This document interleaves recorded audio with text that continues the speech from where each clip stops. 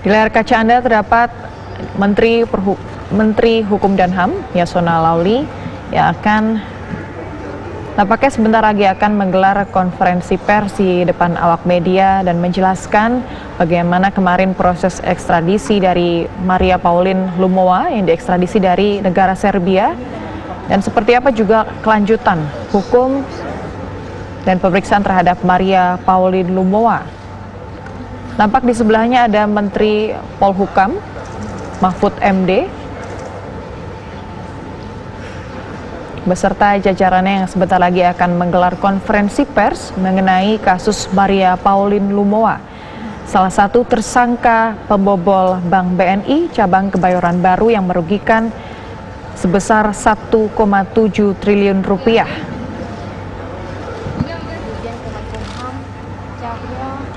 Jika kami ceritakan sedikit mengenai runtutan kasus dari Maria Pauline Lumowa, yang pertama adalah pada Oktober 2002 hingga Juli 2003 lalu, BNI memberikan pinjaman sebesar 136 juta dolar Amerika Serikat dan 56 juta euro, atau setara dengan 1,7 triliun rupiah dengan kurs pada saat itu.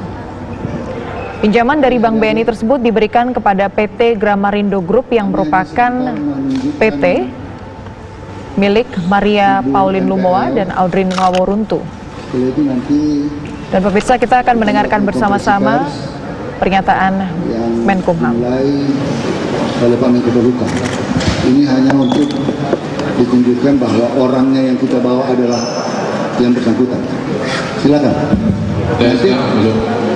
Setelah itu beliau akan dikirim langsung ke baris krim. Proses yang buka.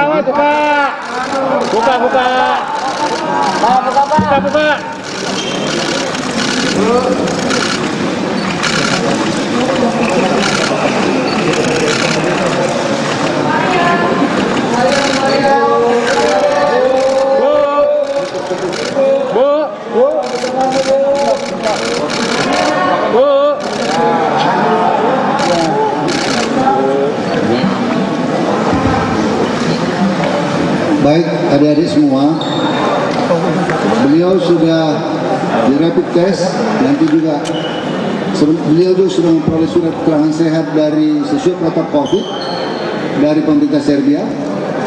Kemudian sudah melakukan proses keimigrasian barusan saja, dan sekarang akan kita serahkan ke Baris Krim Polri untuk ditindaklanjuti proses hukum yang berlaku sesuai ketentuan perundang-undangan. Kami persilakan Pak Menko. Saudara sekalian, Assalamualaikum warahmatullahi wabarakatuh. Waalaikumsalam warahmatullahi wabarakatuh. Hari ini baru saja saudara lihat seorang yang biasa, kalau Pak Menkumham tadi menyebut Ibu MPL, tapi karena tadi yang sudah berteriak juga namanya itu Ibu Maria Pauline Lumowa ya. Itu sudah bisa kita temukan yang selama tidak kurang dari 16 atau 17 tahun menjadi buronan, sudah ditetapkan tersangka, kemudian keluar atau lari dari Indonesia, tinggal di Belanda. Selama itu pula kita mencarinya, dan sejak setahun lalu itu tertangkap, terjejak di Serbia sejak bulan Juli tahun 2019.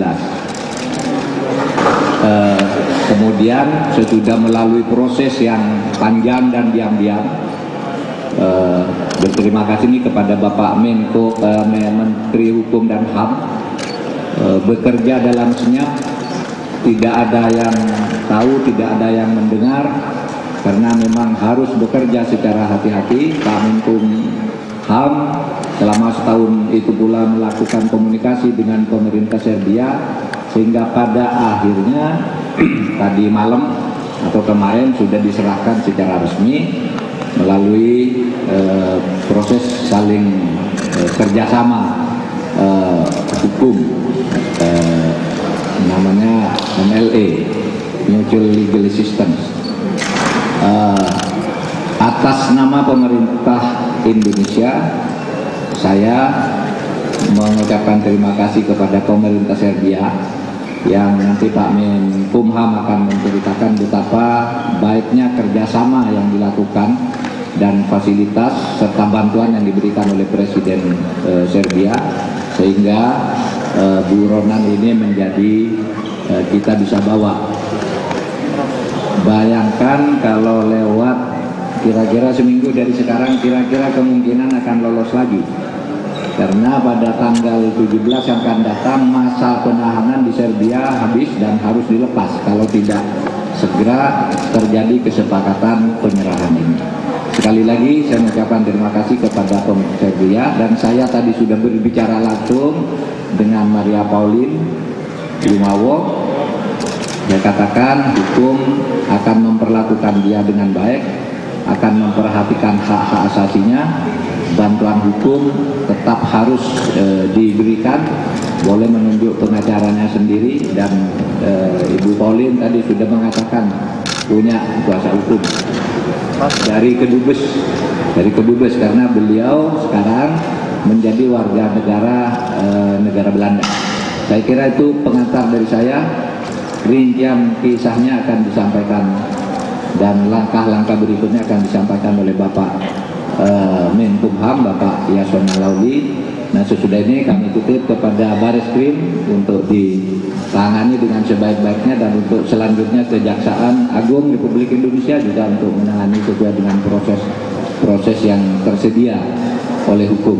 Terima kasih. Assalamualaikum warahmatullahi wabarakatuh. Assalamualaikum warahmatullahi wabarakatuh. Salam sejahtera bagi kita semua. Yang kami hormati Bapak Menko Polhukam, ada Irjen Kemenkumham di sini, ada Pak Dirjen Central Authority kita, ada dari Dirjen HAM, dari Kejaksaan, dari Menko Polhukam juga, dari BIN, tentunya dari Bareskrim. Ya, tim kami yang berangkat ke sana cukup lengkap, termasuk dari Kemenlu.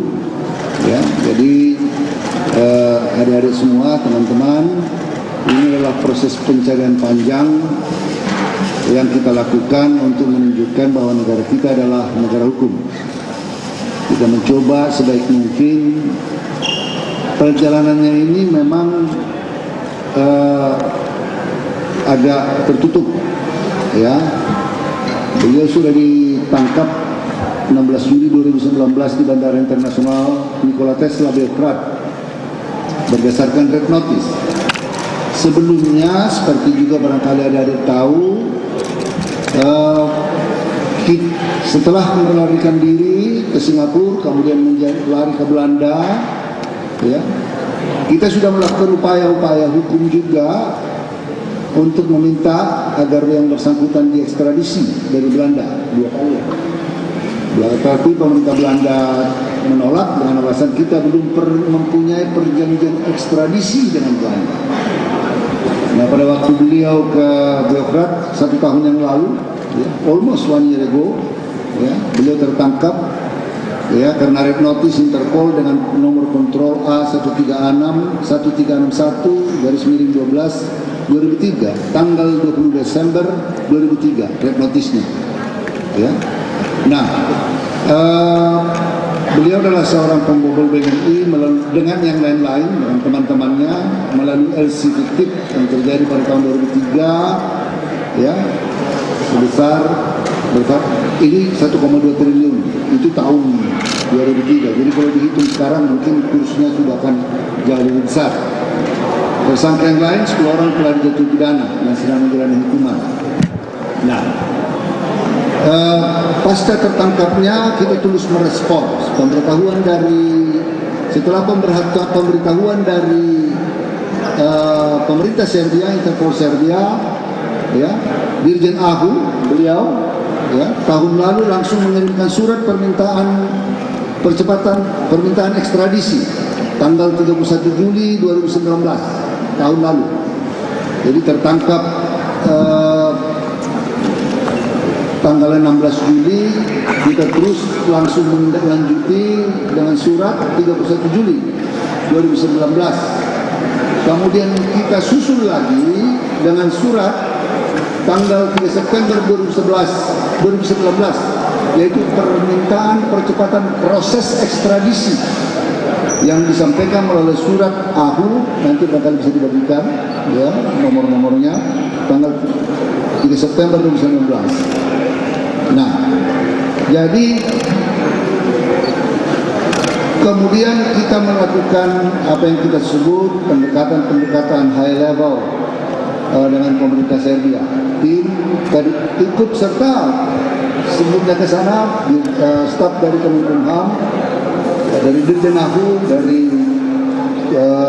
Kadifhub Binter ya, sebagai Interpolnya kita, terus melakukan upaya pendekatan, dan terakhir setelah ada negosiasi, saya sendiri saya melaporkan kepada Presiden melalui Pak Mensesnek bahwa diperlukan langkah-langkah high diplomacy, karena kalau kita lewat tanggal 16 mereka akan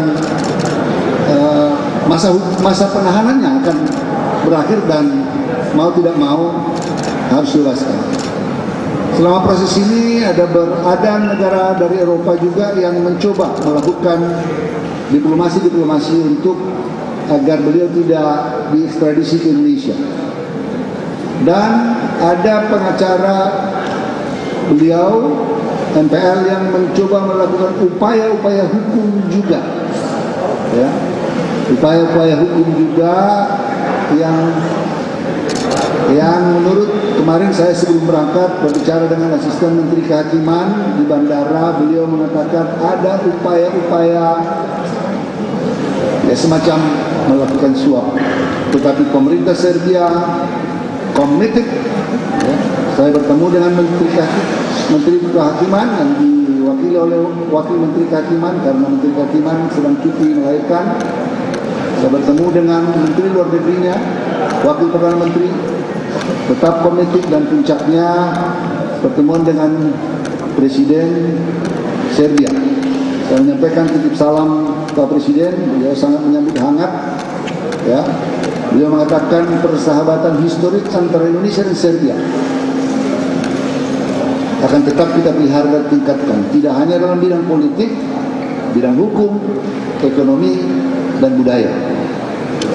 Setelah itu kami melakukan proses, tentunya proses COVID, ya. Kita minta surat keterangan kesehatan karena kebetulan di sana juga sedang ada wabah pandemi. Kemudian kemarin sore jam 14 di hand it over to us, ke kita, diserahkan ke kita melalui prosedur, diserahkan ke Central Authority Indonesia, AHU, Dirjen AHU. Dirjen AHU menandatangani penerimaannya, kemudian kita serahkan ke Bareskrim. Ya, kita serahkan ke Bareskrim dan beliau dibawa ke pesawat dalam keadaan tangan di borgol, dan di pesawat tetap di borgol untuk alasan keselamatan penerbangan. Jadi dia didampingi oleh Bareskrim Polri, diapit oleh Bareskrim Polri selama penerbangan berjalan lancar. Ya, tidak ada kurang suatu apapun, dan pada hari ini seperti adik-adik lihat, kita berhasil membawanya ke Indonesia. Ini juga tidak terlepas dari kerjasama yang baik antara semua lembaga, Kementerian Hukum dan HAM, tentunya Pak Menko Polhukam. Sebelum berangkat saya sudah melaporkan kepada Pak Menko sebelum berangkat. Saya sampaikan kepada Pak Menko, kita rahasiakan dulu.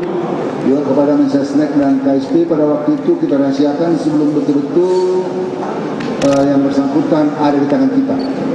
Jadi ada Bareskrim, ada BIN, dari Binter, dari Kejaksaan, kita lengkap tim dari Kemlu. Jadi kita adalah KBRI. Dan saya sebagai Menteri Hukum dan HAM mengucapkan terima kasih kepada Bapak Dubes Hak Chandra Widya Yuda yang betul-betul bekerja dengan apik, baik, memuluskan upaya-upaya kita ini, upaya mengekstradisi Ibu MPR. Saya perlu sampaikan, walaupun kita tidak mempunyai perjanjian ekstradisi dengan, belum mempunyai perjanjian ekstradisi dengan Serbia, tapi dengan hubungan baik, dengan pendekatan-pendekatan diplomasi high level dalam bidang hukum dan persahabatan, akhirnya kita bisa membawa beliau kemari. Ya, dapat dengan sukses kita bawa kemari supaya dapat menjalani proses hukum sebagaimana mestinya. Tentunya nanti kami juga tidak lupa mengucapkan terima kasih kepada Garuda, juga kepada BNI yang ikut bekerja sama. Pak Dirut Garuda, thank you very much, yang ikut bersama dengan kita, dan juga dengan BNI-nya tentunya sebagai stakeholder utama. Melalui proses hukum ini nanti setelah penyidikan, tentunya kami dan penegak hukum lainnya bersama-sama akan melakukan aset recovery. Kalau ada harta, diperkirakan masih ada dalam data kita, ada harta-harta yang di negara lain masuk Belanda. Jadi ini barangkali yang bisa saya sampaikan. Mudah-mudahan apa yang kita lakukan ini baik untuk bangsa. Saya katakan, you can run but you cannot hide. Ini barangkali yang membuka prinsip ini harus ditegakkan juga. Terima kasih. Allahumma waffiq ila aqwamit thoriq. Assalamualaikum warahmatullahi wabarakatuh. Pertanyaan 3 atau 4. Baik, mohon izin Bapak Menko Polhukam, Bapak Menteri Hukum dan HAM, pimpinan Indi Media, dan seluruh yang hadir dalam konferensi pers. Mohon izin kami dari Biro Humas Hukum dan Kerjasama untuk memandu sesi pertanyaan yang akan kita terima dari para rekan-rekan media, Bapak Menteri Hukum dan HAM. Baik, teman-teman rekan media semuanya, kami berharap sebagaimana yang disampaikan oleh Bapak Menteri Hukum dan HAM, kita fokus pada sukses Menkumham ekstradisi Maria Pauline Lumowa, tersangka pembobol BNI 1,7 triliun dari Serbia ke Indonesia. Kami persilakan teman-teman pers, tetapi dengan catatan menyebut nama dan dari media mana, dan langsung pada pertanyaan. Silakan. Kami mulai dari tengah kacamata. Silakan. Silakan, Mike.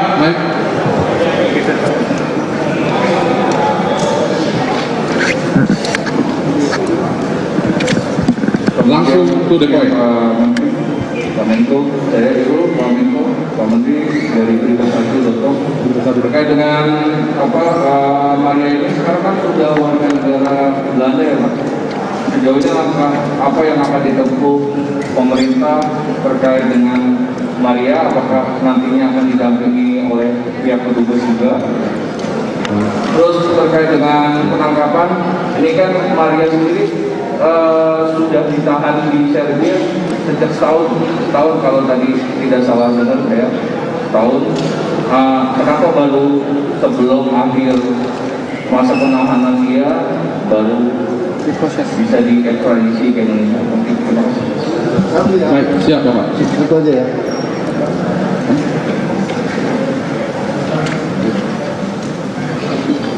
Baik, jadi sebagai warga negara asing, tentu kedubesnya dalam rangka perlindungan warga negara, Konvensi Wina, ya, tentu akan kita beri akses kekonsuleran kepada beliau untuk melalui kedubesnya menunjuk lawyer, menunjuk penasihat hukum beliau. Tadi juga beliau sampaikan ketika Pak Menko menanyakan apakah sudah ada penasihat hukum, beliau menjawab, saya akan nanti berhubungan dengan kedubes, ya. Maka sebagai negara hukum tentunya kita akan mematuhi standar-standar prosedur hukum yang berlaku. Ya, beliau berhak didampingi oleh pengacara, dan tentunya negara di mana beliau menjadi warga negara akan melakukan perlindungan atau pendampingan bagi warga negara mereka. Kenapa baru sekarang? Ini memerlukan proses panjang. Saya katakan tadi karena dia warga negara, tentunya juga ada lobby-lobby, bukan hanya kita yang melobi. Ya, tentu ada negara lain juga yang melakukan lobby-lobby. Menurut penjelasan dari Pak Dubes, betul-betul ada juga upaya yang intens dari ya salah satu negara untuk melobi ya, supaya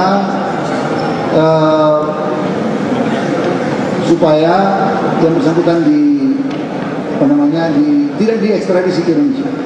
Tentunya Serbia juga adalah negara hukum.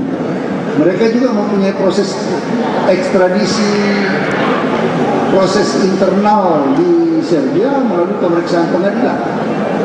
Beliau juga didampingi pengacara di sana. Pengacara di sana terus melakukan upaya-upaya hukum. Berkali-kali melakukan upaya hukum untuk mencegah ekstradisi tersebut. Jadi proses panjang ini tentunya harus kita penuhi, proses hukumnya harus kita penuhi. Dan setelah kita lihat bahwa masa penahanannya sudah mulai berakhir, 1 Juli, maka mulai dari awal bulan yang lalu kita meningkatkan intensitas. Makanya ada surat kita meminta percepatan proses ekstradisi pada bulan Oktober. Bulan Oktober ya? Iya, bulan September. Kita minta proses percepatannya untuk dilakukan. Tentu tarik-menarik dan tentu prosedur hukum harus kita lalui. Negosiasi, sambil mereka pengacaranya terus melakukan upaya. Dan kita setelah mengetahui prosesnya tanggal 17 akan berakhir, kita meningkatkan intensitas lobby, intensitas pertemuan.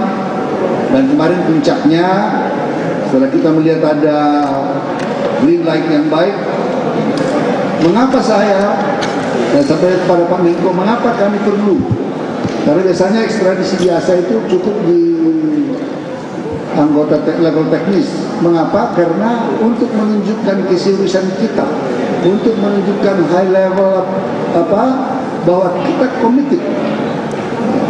Saya lapor melalui Mensesnek waktu itu rapat dengan Pak Menko. Saya katakan mohon sampaikan mohon izin kepada Pak Presiden. Pak Presiden mengatakan silakan jemput dan konferensi pers nanti bersama dengan Pak Menko Polhukam. Ini untuk menunjukkan bahwa memang kita committed untuk tujuan penegakan hukum. Walaupun mungkin orang sudah banyak lupa, tetapi hukum adalah hukum. Jadi ini barangkali yang bisa saya sampaikan. Next. Terima kasih Bapak. Silakan rekan media dari ujung kanan. Silakan. Mike. Langsung to the point. Terima kasih Pak Menteri. Ada 2 pertanyaan. Saya Christian dari Kompas TV. Tadi Pak Menteri menyampaikan ada. Silakan nama Mbak. Saya Christian dari Kompas TV Pak. Christian. Terima kasih. Tadi Pak Menteri bilang akan menelusuri aset-aset yang masih tersisa dari tersangka. Mungkin kayak dilakukan dengan mungkin Pak Menteri juga bisa konfirmasi bahwa tersangka sudah jadi warga negara Belanda sejak tahun 1979 dan apakah kemungkinan aset-asetnya sebagian besar berada di Belanda. Apakah akan ada kesuksesan diplomasi untuk kembali bisa dilakukan oleh bisa Pemirsa, demikian tadi konferensi pers yang digelar oleh Menkumham dan Menko Polhukam, dan selanjutnya kami akan melanjutkan dan seusai jeda berikut ini. Tetaplah bersama kami.